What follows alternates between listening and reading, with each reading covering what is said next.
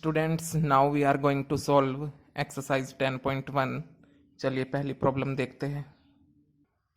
Students problem number first है हमारे पास, represent graphically a displacement of 40 kilometre 30 degree east of north. चलिए देखते हैं। देखिए स्टूडेंट्स, सबसे पहले आपको पता होना चाहिए कि if we want to represent directions in plane, then अगर स्टूडेंट्स हम डायरेक्शंस को प्लेन पे रिप्रेजेंट करना चाहें तो कुछ ऐसे रिप्रेजेंट कर पाएंगे।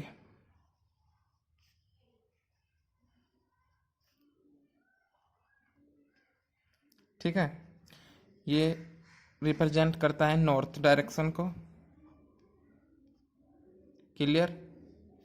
ये करेगा रिप्रेजेंट साउथ डायरेक्शन को, यहाँ से रिप्रेजेंट करते हैं हम ईस्ट को, और यहाँ से रिप्रेजेंट करते हैं हम वेस्ट को, क्लियर।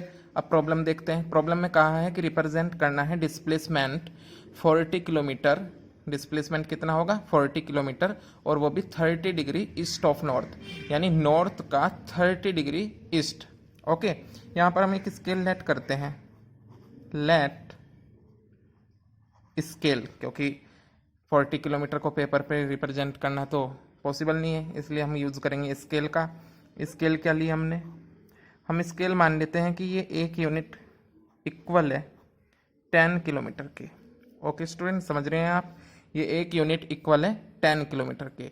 ओके, अब देखते हैं 30 डिग्री ईस्ट ऑफ नॉर्थ का क्या मतलब है। ये है नॉर्थ, ये है ईस्ट, तो नॉर्थ का 30 डिग्री ईस्ट देखना है हमको, तो क्लियर है बिल्कुल, कहीं यहाँ होगा, यानी ये 30 डिग्री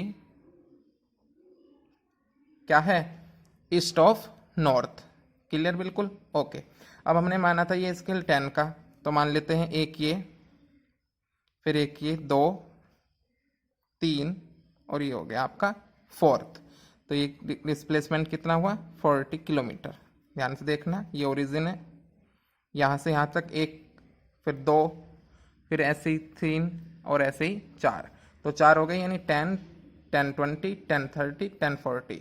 तो 40 किलोमीटर का डिस्प्लेसमेंट हमने रिप्रेजेंट कर दिया है। इस पॉइंट को आप भी मान सकते हैं अगर मानना चाहें, और 30 डिग्री ईस्ट ऑफ नॉर्थ भी हमने रिप्रेजेंट कर दिया है, और यही सॉल्यूशन है प्रॉब्लम नंबर फर्स्ट का। चलिए सेकंड प्रॉब्लम देखते हैं। स्टूडेंट्स प्रॉब्लम नंबर 2 है हमारे पास, classify the following measures as scalars and vectors, यानी हमको बताना है कि ये स्केलर है या वेक्टर। अब आपको ये तो पता ही है, स्केलर वो क्वांटिटीज होती हैं जिसमें केवल मैग्नीट्यूड हो, और वेक्टर्स वे क्वांटिटीज होती हैं जिसमें magnitude as well as direction हो। चलिए चेक करते हैं इनको। फर्स्ट पार्ट देखते हैं इसका। फर्स्ट पार्ट है हमारे पास 10 kg। अब स्टूडेंट्स आपको पता है बिल्कुल क्लियर कि kg ऐसा यूनिट होती है मास की, और इसमें केवल मैग्नीट्यूड आ रहा है 10 kg, तो ये क्या हुआ? स्केलर क्वांटिटी हुआ। तो हम लिख देंगे फर्स्ट पार्ट में स्केलर, यानी 10 kg क्या है? स्केलर। सेकंड पार्ट देखते हैं। सेकंड पार्ट है स्टूडेंट्स हमारे पास 2 मीटर नॉर्थ वेस्ट। अब 2 मीटर यानी मैग्नीट्यूड है, और नॉर्थ वेस्ट होने के कारण यानी डायरेक्शन है, तो यहाँ पर मैग्नीट्यूड भी है और डायरेक्शन भी है, इस वजह से ये क्या हुआ? वेक्टर। ये हो गया वेक्टर। ओके, थर्ड पार्ट देखते हैं। थर्ड पार्ट है स्टूडेंट्स हमारे पास 40 डिग्री। यहाँ पर 40 डिग्री, 40 डिग्री यानी एंगल, और एंगल होता है एक स्केलर क्वांटिटी, तो ये हुआ हमारे पास स्केलर क्वांटिटी। क्लियर है बिल्कुल, कोई डाउट नहीं? ओके, फोर्थ पार्ट देखते हैं। फोर्थ पार्ट है हमारे पास 40 वॉट। अब बिल्कुल क्लियर है कि यूनिट से पता चलता है कि वॉट यूनिट है पावर की, और पावर क्या है? एक स्केलर क्वांटिटी, मैग्नीट्यूड है 40 यहाँ पर, तो हम इसमें लिख देंगे स्केलर। ये है स्केलर क्वांटिटी। अब देखते हैं स्टूडेंट्स हम फिफ्थ पार्ट है हमारे पास 10⁻⁻⁻⁹ कूलाम्ब, यानी कूलाम्ब यानी चार्ज, और चार्ज एक स्केलर क्वांटिटी, तो ये हुआ स्केलर। चलिए लास्ट पार्ट देखते हैं इसका। सिक्स्थ पार्ट है 20 मीटर पर सेकंड स्क्वायर। अब स्टूडेंट्स मीटर पर सेकंड स्क्वायर यूनिट होती है एक्सेलरेशन की, और एक्सेलरेशन होता है एक वेक्टर क्वांटिटी, तो ये क्या हुआ, वेक्टर। ओके स्टूडेंट्स, समझ गए आप। चलिए देखते हैं नेक्स्ट प्रॉब्लम। अब स्टूडेंट्स प्रॉब्लम नंबर 3 है हमारे पास, classify the following as scalar and vector quantities. यहाँ पर भी हमको यही बताना है कि ये क्वांटिटीज स्केलर है या फिर वेक्टर है बड़ा बेसिक, लेकिन कर लेते हैं। चलो फर्स्ट पार्ट को देखते हैं। फर्स्ट पार्ट है हमारे पास टाइम पीरियड। अब आपको पता होना चाहिए कि टाइम पीरियड में केवल मैग्नीट्यूड होता है, डायरेक्शन नहीं होती है, तो टाइम पीरियड क्या हुआ, स्केलर। क्लियर। सेकंड पार्ट देखते हैं। सेकंड पार्ट है हमारे पास डिस्टेंस। डिस्टेंस अगेन एक स्केलर क्वांटिटी है, केवल इसमें होती है मैग्नीट्यूड, तो डिस्टेंस भी हुआ स्केलर क्वांटिटी। थर्ड देखते हैं। थर्ड है स्टूडेंट्स हमारे पास फोर्स। अब फोर्स एक ऐसी क्वांटिटी है जिसमें मैग्नीट्यूड भी होगा और डायरेक्शन भी होगी, तो इस वजह से फोर्स क्या हुआ, वेक्टर। फोर्स हुआ वेक्टर। ओके, फोर्थ पार्ट देखते हैं स्टूडेंट्स। अब फोर्थ पार्ट है हमारे पास वेलोसिटी। फोर्थ पार्ट हमारे पास वेलोसिटी। अब वेलोसिटी एक ऐसी क्वांटिटी हुई जिसमें बोथ होते हैं, यानी मैग्नीट्यूड भी और डायरेक्शन भी, इस वजह से वेलोसिटी क्या हुआ, वेक्टर। सिंपल है ये तो, वैसा आप जानते भी होंगे।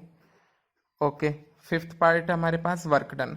वर्क डन भी स्केलर क्वांटिटी के अंदर ही आता है, तो वर्क डन में हम लिख देंगे स्केलर। ओके, चलिए देखते हैं next problem. Students problem number 4 देखते हैं। प्रॉब्लम नंबर 4 हमारे पास इन फिगर ए स्क्वायर भी लिखा हुआ है, आइडेंटिफाई द फॉलोइंग वेक्टर्स। पहले फिगर्स देख लेते हैं हम स्टूडेंट्स। ये फिगर है, स्क्वायर है, यानी इसकी लेंथ या डिस्टेंस कहें आप साइड्स की, वो इक्वल है। यहाँ पर हमारे पास 4 वेक्टर दिए गए हैं। एक वेक्टर ये है वेक्टर ए, एक ये वेक्टर बी, एक ये सी और एक ये डी। ध्यान से समझेंगे स्टूडेंट्स आप लोग। हमें फाइंड करना है यहाँ पर स्टूडेंट्स, हमें बताना है कि कोइनिशियल वेक्टर्स कौन है यहाँ पर, हमें बताना है कि इक्वल वेक्टर्स कौन है यहाँ पर, और हमें बताना है कोलिनियर वेक्टर्स लेकिन नॉट इक्वल कौन है यहाँ पर। अब जरा ध्यान से देखते हैं, पहले बात करते हैं कोइनिशियल वेक्टर की, यानी फर्स्ट पार्ट की। ध्यान से देखेंगे आप लोग, सिंपल है। कल मैंने आपको टाइप्स ऑफ वेक्टर समझाए थे प्रीवियस वीडियो में, उसका यूज करेंगे हम यहाँ पर। कोइनिशियल वेक्टर्स वो वेक्टर्स होते हैं जिनका इनिशियल पॉइंट सेम हो, यानी एक ही हो। अगर आप यहाँ पर देखें इस फिगर को, तो वेक्टर ए यहाँ से स्टार्ट हुआ और यहाँ एंड करता है, एंड वेक्टर डी यहाँ से स्टार्ट करता है और यहाँ एंड करता है। तो बिल्कुल क्लियर दिख रहा है आपको कि ए और डी सेम पॉइंट से स्टार्ट करते हैं, यानी इनका इनिशियल पॉइंट सेम है। तो फर्स्ट पार्ट का सॉल्यूशन हुआ vector A and vector D, यानी ये दोनों कोइनिशियल वेक्टर्स हैं। क्लियर हुआ आपको। ओके, सेकंड पार्ट देखते हैं। सेकंड पार्ट में कहा है स्टूडेंट्स कि बताइए इक्वल वेक्टर्स कौन है यहाँ पर। अब इक्वल वेक्टर्स वे वेक्टर होते हैं जिनका मैग्नीट्यूड और डायरेक्शन सेम हो। तो देखिए जरा आप, क्योंकि ये स्क्वायर कह दिया इन्होंने, यानी लेंथ कहें या साइड कहें तो इक्वल ही होगा। अब देखते हैं, यहाँ से इनिशियल पॉइंट है और डायरेक्शन ये है बी वाले वेक्टर की। क्लियर। ओके, और यहाँ से शुरुआत होती है और डायरेक्शन ये है डी वाले वेक्टर की। तो बिल्कुल क्लियर पता चल रहा है कि बी और डी का मैग्नीट्यूड भी सेम है और डायरेक्शन भी, तो ये कहलाए equal vectors B and D. अब थर्ड पार्ट देखते हैं। थर्ड पार्ट है हमारे पास स्टूडेंट्स कोलिनियर हो लेकिन नॉट इक्वल हो। अब मैंने आपको बताया था वे वेक्टर्स जिसमें किसी एक लाइन या वे पैरेलल हो आपस में, क्योंकि लाइन ऐसे हो जाएगी, देखो यहाँ अगर हमें एक लाइन डाल दूं यहाँ पर ऐसे, तो वो लाइन भी हो जाएगी। तो ए और सी ऐसे दो वेक्टर्स हैं जो इस लाइन के, या यूं कहूं एक दूसरे के पैरेलल हैं। नॉट इक्वल का मतलब डायरेक्शन अपोजिट है, मैग्नीट्यूड तो सेम है, इसकी डायरेक्शन ऐसे है और इसकी डायरेक्शन ऐसे है, तो डायरेक्शन अपोजिट यानी नॉट इक्वल हुए, और मैग्नीट्यूड सेम है और कोलिनियर हुए क्योंकि एक दूसरे के पैरेलल हैं या एक लाइन के पैरेलल हैं। तो यहाँ पर कोलिनियर होते हैं A and C. Okay students, चलिए देखते हैं नेक्स्ट प्रॉब्लम को। स्टूडेंट्स प्रॉब्लम नंबर 5 देखते हैं। प्रॉब्लम नंबर 5 का जो फर्स्ट पार्ट है हमारे पास, उसमें कहा गया है कि A vector and minus A vector are collinear. हमें बताना है स्टेटमेंट ट्रू है या फॉल्स है। अब ध्यान से देखेंगे आप, बिल्कुल क्लियर है कि वेक्टर्स ए एंड माइनस ए एक सेम लाइन के पैरेलल हैं, इसलिए वे कोलिनियर होंगे। यानी स्टेटमेंट तो हुआ ट्रू, सेम लाइन के पैरेलल हैं इसलिए वे कोलिनियर होंगे, स्टेटमेंट हुआ ट्रू। क्योंकि आप समझ सकते हैं, मान लीजिए ए वेक्टर ये है, ओके, तो इसका निगेटिव क्या होगा, बस डायरेक्शन ही तो चेंज होगी, ये होगा। क्लियर, बात समझ रहे हैं आप। लेकिन एक लाइन के पैरेलल तो होंगे दोनों, अब पैरेलल है तो क्या है, कोलिनियर। तो स्टेटमेंट फर्स्ट हुआ आपका ट्रू। चलिए स्टेटमेंट सेकंड देखते हैं क्या था हमारे पास। स्टूडेंट, सेकेंडली हमको कहा गया है two collinear vectors are always equal in magnitude. हमसे कहा गया है कि जो दो कोलिनियर वेक्टर्स हैं वो हमेशा इक्वल होंगे मैग्नीट्यूड में। ये वाला स्टेटमेंट स्टूडेंट्स होता है फॉल्स। ऐसा हर बार नहीं होता कि ऐसा ही हो सेम। क्यों है फॉल्स, वो आपको समझा देते हैं। देखिए, दो कोलिनियर वेक्टर वे वेक्टर्स होते हैं जो एक सेम लाइन के पैरेलल हो, but they need not to be equal in magnitude. लेकिन हम ये नहीं कह सकते कि उनका मैग्नीट्यूड भी इक्वल होगा या नहीं होगा। मैग्नीट्यूड डिफर कर सकता है, चेंज कर सकता है एक दूसरे से। ओके, इसलिए ये वाला स्टेटमेंट क्या हुआ, फॉल्स। चलिए नेक्स्ट स्टेटमेंट देखते हैं। स्टूडेंट्स, थर्ड स्टेटमेंट को देखते हैं क्या है। देखिए, थर्ड स्टेटमेंट हमें कह रहा है two vectors having same magnitude are collinear. पूछते हैं कि दो वेक्टर्स जिनका मैग्नीट्यूड सेम है वो कोलिनियर होंगे। देखिए, स्टेटमेंट ये वाला भी फॉल्स है, ये वाला स्टेटमेंट भी यहाँ पर फॉल्स है। क्यों फॉल्स है, because it is not necessary for two vectors having same magnitude parallel to the same line. ये बिल्कुल नेसेसरी नहीं है कि जो दो वेक्टर जिनका मैग्नीट्यूड सेम है वो एक सेम लाइन के पैरेलल भी होंगे।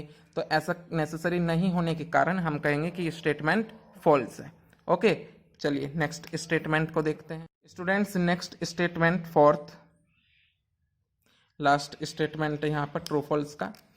To collinear vectors having the same magnitude are equal. यहाँ पर हमसे कह रहे हैं कि दो कोलिनियर वेक्टर जिनका मैग्नीट्यूड सेम है वो इक्वल होंगे। देखिए स्टूडेंट्स, ये भी फॉल्स स्टेटमेंट है। क्यों फॉल्स स्टेटमेंट है, देखिए दो वेक्टर, अब स्टेटमेंट फोर्थ फॉल्स इसलिए हो गया क्योंकि जो कोलिनियर वेक्टर जिसका मैग्नीट्यूड सेम है वो इक्वल तभी होगा जब उस कोलिनियर वेक्टर की डायरेक्शन भी सेम हो। लेकिन ये नेसेसरी नहीं है कि कोलिनियर वेक्टर का मैग्नीट्यूड सेम है तो उसकी डायरेक्शन भी सेम होगी। ये आप यहाँ से भी समझ सकते हैं जो फर्स्ट स्टेटमेंट था। देखिए, वेक्टर्स कोलिनियर थे लेकिन डायरेक्शन अपोजिट थी, इसलिए वे इक्वल वेक्टर्स नहीं कहलाए। तो सेम कंडीशन फोर्थ पे अप्लाई हो रही है कि इक्वल होने के लिए magnitude as well as direction दोनों सेम होनी चाहिए। ओके, लेकिन यहाँ पर कोलिनियर वेक्टर्स के लिए केवल पैरेलल होना होता है। अब मैग्नीट्यूड सेम है या नहीं है, डायरेक्शन सेम है या नहीं है, ये हर बार कंपलसरी नहीं है कि एक जैसी कंडीशन होगी, इसलिए ये वाला स्टेटमेंट भी फॉल्स हुआ। हालांकि ये वाला क्वेश्चन एग्जाम में आने वाला नहीं है, ये तो बस आपका थोड़ा सा कॉन्सेप्ट को क्लियर कर देता है ये वाला क्वेश्चन। ओके स्टूडेंट्स, मिलते हैं नेक्स्ट वीडियो में नए सॉल्यूशंस के साथ। Thank you.